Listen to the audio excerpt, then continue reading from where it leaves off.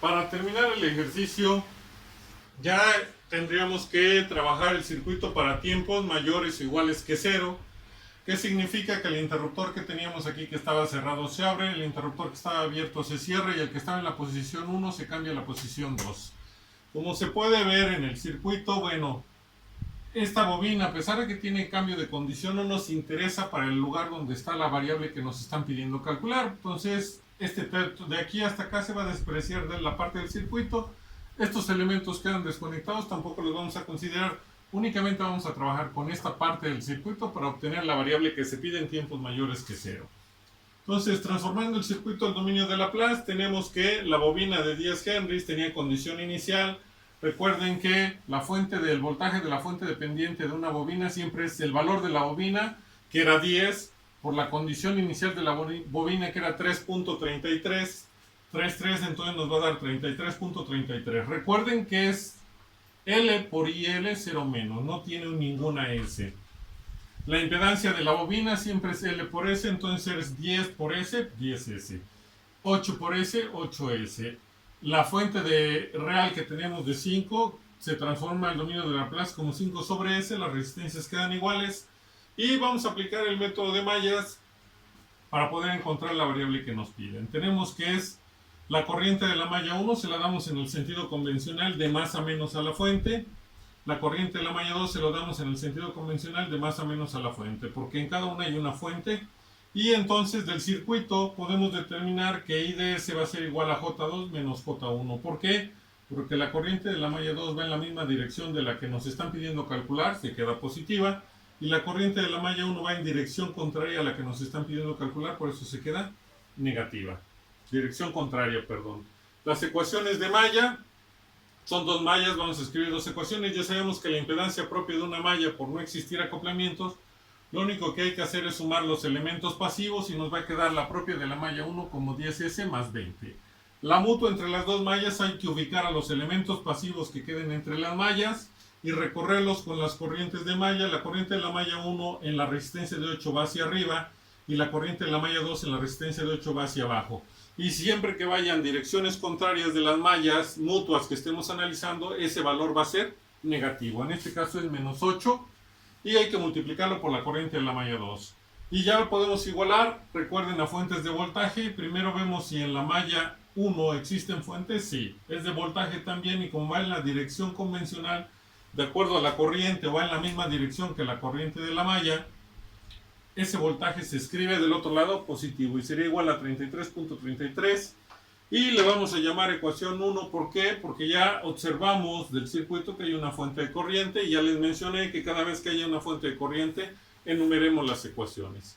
La ecuación de la malla 2, tenemos el valor de la impedancia mutua 2,1 que es igual a la 1,2, entonces nada más escribimos menos 8 por la corriente de la malla 1 más la impedancia propia de la malla 2, que hay que hacer, sumar los elementos que forman, pasivos que forman la malla 2, y es 8S más 8 por la corriente de la malla 2. Si va a ser igual al voltaje de una fuente, primero ubicamos si hay fuentes en la malla, si hay fuentes.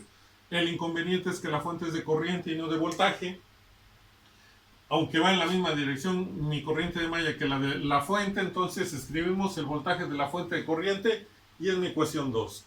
Y recuerden que vamos a obtener una ecuación más debido a esa fuente, que es que la corriente de la malla 2, en este caso la fuente solo está en la malla 2, no está compartida, es igual a 5 sobre S, que sería el valor de la fuente, y es mi ecuación 3.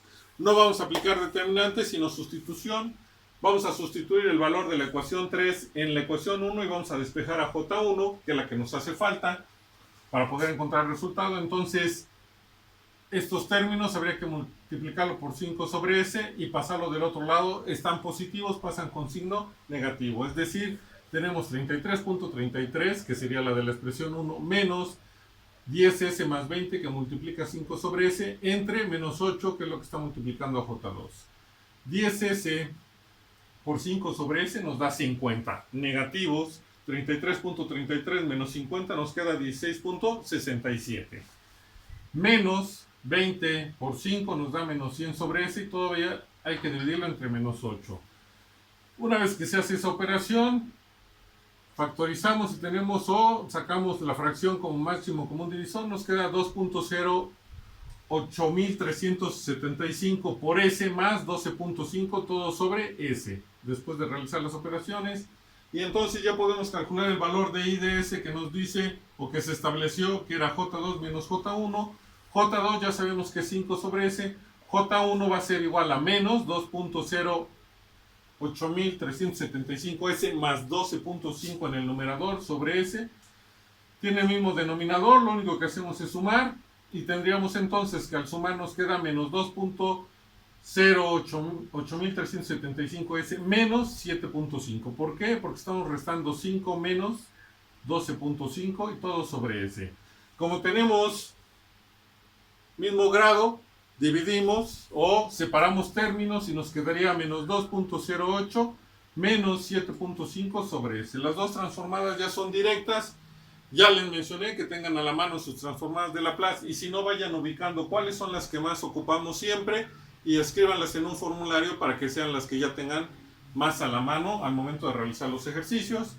Y la corriente que se pidió, que es I de t, va a ser igual a menos 2.08 delta de Dirac, porque es una constante de Laplace al dominio del tiempo, menos 7.5 por U de t, porque es 7.5 sobre S. Y esos son amperes. Y con esto estaríamos terminando este ejercicio.